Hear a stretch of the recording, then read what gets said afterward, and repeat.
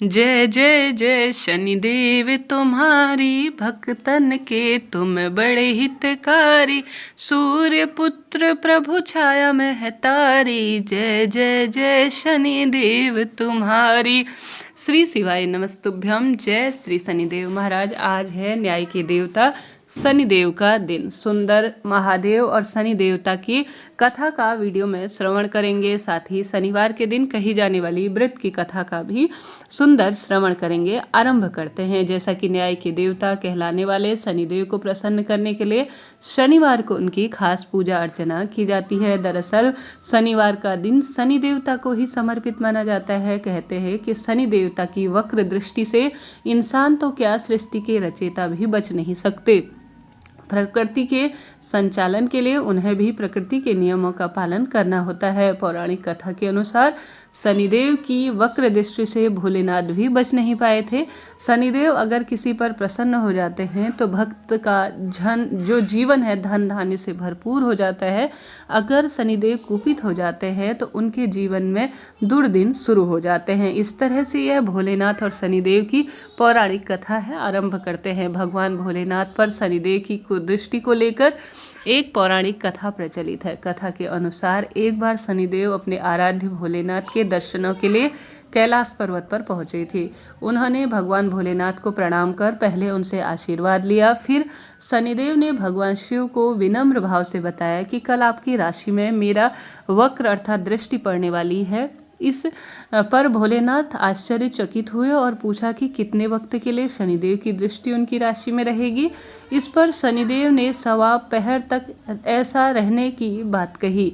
शनिदेव की बात सुनकर भोलेनाथ की कुदृष्टि से बचने के लिए उपाय सोचने लगे और अगले दिन वह कैलाश पर्वत से पृथ्वी पर आ गए। इस दौरान उन्होंने वक्र दृष्टि से बचने के लिए हाथी का रूप धर लिया। सूर्यास्त के बाद जब वक्र दृष्टि का समय अर्थात प्रहर बीत गया तो शिवजी दोबारा अपने वास्तविक रूप में आ गए और प्रसन्न होकर कैलाश पर्वत पर लौटे। जब शिवजी कैलाश पर्वत पर पहुँचे तो वहाँ पहले से ही शनिदेव महाराज विराजमान थे। इस पर शिवजी ने शनिदेव को देखकर कहा कि आपकी वक्र दृष्टि का मुझ पर कोई असर नहीं हुआ। इस पर शनिदेव ने प्रभु से क्षमा मांगते हुए कहा कि मेरी वक्र दृष्टि के कारण ही आपको देव योनि से पशु योनि में पृथ्वी लोक पर इतने वक्त तक वास करना पड़ा। शनिदेव की यह बात सुनकर भगवान भोलेनाथ मुस्कुरा दिए और उन्होंने शनिदेव को अपना आशीर्वाद दिया। इस तरह से यह प्रथम कहानी कही जाती है। अब जानते हैं शनिवार के दिन सुनी जाने वाली सुंदर कथा। एक समय स्वर्गलोक में सबसे बड़ा कौन, इस पर प्रश्न पर नवग्रहों में विवाद हो गया। विवाद इतना बढ़ गया कि भयंकर आपस में ही युद्ध की स्थिति बन गई। निर्णय के लिए सभी देवी देवता देवराज इंद्र के पास पहुंचे और बोले, हे देवराज, आपको निर्णय करना होगा कि हम में से सबसे बड़ा कौन है। देवताओं का प्रश्न सुनकर देवराज बड़े उलझन में पड़ गए। इंद्र बोले, मैं इस प्रश्न का उत्तर देने में असमर्थ हूँ। हम सभी पृथ्वी में उज्जैनी नगरी में राजा विक्रमादित्य के पास चलते हैं। देवराज सहित सभी ग्रह जो है उज्जैनी नगरी पहुँचे। महल में पहुंचकर जब देवताओं ने उनसे अपना प्रश्न पूछा तो राजा विक्रमादित्य भी कुछ देर के लिए परेशान हो उठे, क्योंकि सभी देवी देवता अपनी शक्तियों के कारण महान थे। किसी को छोटा या बड़ा कह देने पर उनको क्रोध से बहुत अधिक सामना करना पड़ सकता है। अचानक राजा विक्रमादित्य को एक उपाय सूझा। उन्होंने विभिन्न धातु स्वर्ण, रजत, कांसा, ताम्र, सीसा, रागा, जस्ता, अभ्रक व लोहे के 9 आसन बनाए। धातुओं के गुणों के कारण सभी को एक दूसरे के जो है आगे पीछे रखवा दिया।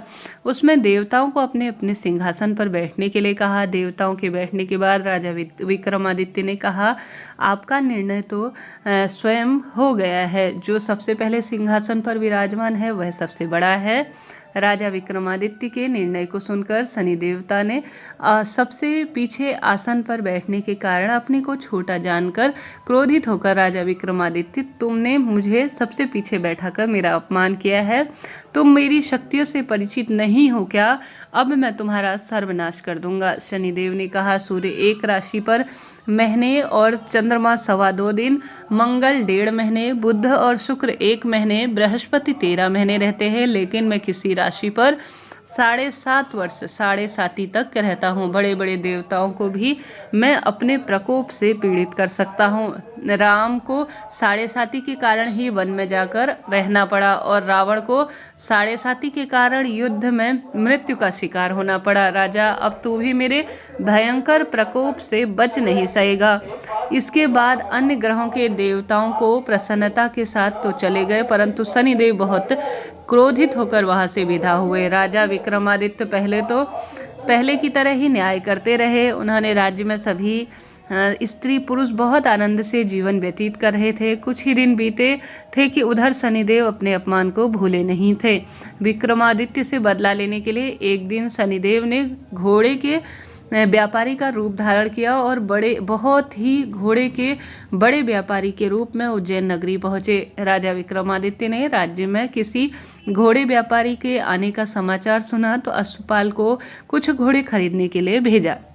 घोड़े बहुत कीमती थे। अश्वपाल ने बताया कि जब वापस लौटकर इस संबंध में बताया तो राजा विक्रमादित्य ने स्वयं आकर एक सुंदर वह शक्तिशाली घोड़े को पसंद किया। घोड़े की चाल देखकर राजा उस घोड़े पर सवार हुए तो घोड़ा बिजली की गति से दौड़ गया। तेजी से दौड़ता घोड़ा राजा को दूर एक जंगल में ले गया और फिर राजा को वहां गिराकर जंगल में कहीं गायब हो गया। राजा अपने नगर की ओर लौटने के लिए जंगल में भटकने लगे, लेकिन उन्हें कोई रास्ता नहीं मिला। वह भूखे प्यासे रहे। बहुत घूमने के बाद एक चरवाहा मिला।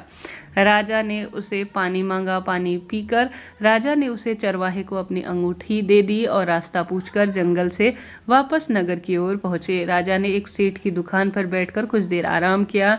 उस सेठ ने राजा से बातचीत की तो राजा ने बताया कि मैं उज्जैन नगरी का हूँ। राजा के कुछ देर दुकान पर बैठने पर सेठ जी की बहुत अधिक बिक्री हुई। सेठ ने राजा को बहुत भाग्यवान समझा और खुश होकर अपने घर में भोजन के लिए बैठाया। सेठ के घर में सोने का एक हार खूंटी में लटका हुआ था।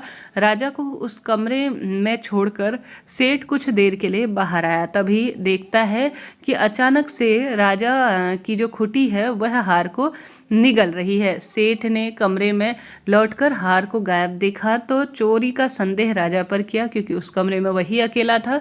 सेठ ने अपने नौकरों से कहा कि इस परदेशी को रस्सी से बांधकर नगर के राजा के पास ले चलो। राजा ने विक्रमादित्य से हार के बारे में पूछा तो उन्होंने बताया कि उसने देखते ही देखते जो खूंटी है उसको हार निगल गया। इस प्रकार राजा ने क्रोधित होकर चोरी करने के अपराध में विक्रमादित्य के हाथ पैर काटने का आदेश दिया। राजा विक्रमादित्य के हाथ पैर काटकर उसे नगर की सड़कों पर छोड़ दिया गया। कुछ देर बाद एक तेली उसे उठाकर अपने घर ले गया। उसने अपने कोल्हू पर बैठा दिया। राजा आवाज देकर बैलों को हाँकता रहा। इस तरह तेली का बैल चलता रहा और राजा को भोजन मिलता रहा। शनि के प्रकोप से 7.5 पूरी होने पर वर्षा ऋतु आरंभ हुई। राजा विक्रमादित्य एक रात मेघ मल्हार गा रहा था। तभी नगर की राजा की लड़की राजकुमारी मोहिनी रथ पर सवार उस तेली के घर पर से गुजर रही थी। उसने मेघ मल्हार सुना तो वह बहुत ही मोहित हो उठी। रानी दासी ने लौटकर राजकुमार को अपंग राजा के बारे में सब कुछ बता दिया। राजकुमारी उसके मेघ मल्हार पर मोहित हो उठी, अतः उसने सब जानकर भी अपंग राजा से विवाह का निश्चय किया। राजकुमारी ने अपने माता पिता से यह बात कही तो सब हैरान हो उठे। रानी ने मोहिनी को समझाया कि बेटी, तेरे भाग्य में राजा का रानी होना लिखा है, फिर तू उस अपंग से विवाह करके अपने पैरों पर क्यों कुल्हाड़ी मार रही है। महारानी ने अपनी जिद नहीं छोड़ी, अर्थात राजकुमारी ने अपनी जिद पूरी करने के लिए उसने भोजन करना छोड़ दिया और प्राण त्यागने का निश्चय किया। आखिर राजा राजकुमार सभी जन जो है विवश होकर अपंग विक्रमादित्य से राजकुमारी का विवाह करने के लिए तैयार हो गए। विवाह के बाद राजा विक्रमादित्य और राजकुमारी तेली के घर में रहने लगे। उसी रात स्वप्न में शनिदेव ने राजा से कहा कि राजा, तुमने मेरा प्रकोप देख लिया, मैंने तुम्हें अपने अपमान का दंड दे दिया। राजा ने शनिदेव से क्षमा प्रार्थी होते हुए कहा कि हे शनिदेव, जिसको जितना दुख देना था मुझे आपने दे दिया, मैं क्षमा प्रार्थी हूँ। शनिदेव ने कुछ सोचकर कहा, राजा, मैं तुम्हारी प्रार्थना स्वीकार करता हूँ। अगर जो कोई स्त्री पुरुष मेरी पूजा करेगा, शनिवार को व्रत करेगा, मेरी व्रत कथा सुनेगा, उस पर मेरी अनुकंपा सदा सर्वदा बनी रहेगी। प्रातःकाल राजा विक्रमादित्य की नींद खुली तो अपने हाथ पैरों को वह देखता है कि ठीक ठाक हैं। उसने मन ही मन शनिदेव को प्रणाम किया। राजकुमारी भी राजा के हाथ पैर सही सलामत होने पर आश्चर्य और खुशी में डूब गई। तब राजकुमार विक्रमादित्य ने अपना परिचय देते हुए शनिदेव के प्रकोप की सारी कहानी बताई। सेठ को इस बात का पता चला तो दौड़ता हुआ तेली के घर पहुंचा और राजा के चरणों में गिरकर क्षमा मांगने लगा।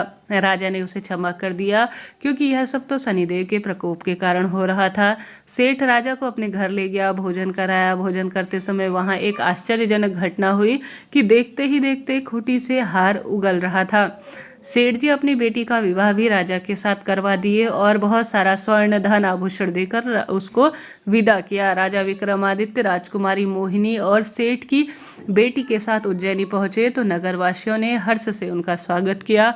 अगले दिन राजा विक्रमादित्य ने पूरे राज्य में घोषणा करवाई कि हमेशा सदा सर्वदा जो है पूरे विश्व में ब्रह्मांड में शनिदेव देवों में सर्वश्रेष्ठ हैं और उनकी पूजा एक विशेष दिन शनिवार के दिन कराई जाएगी।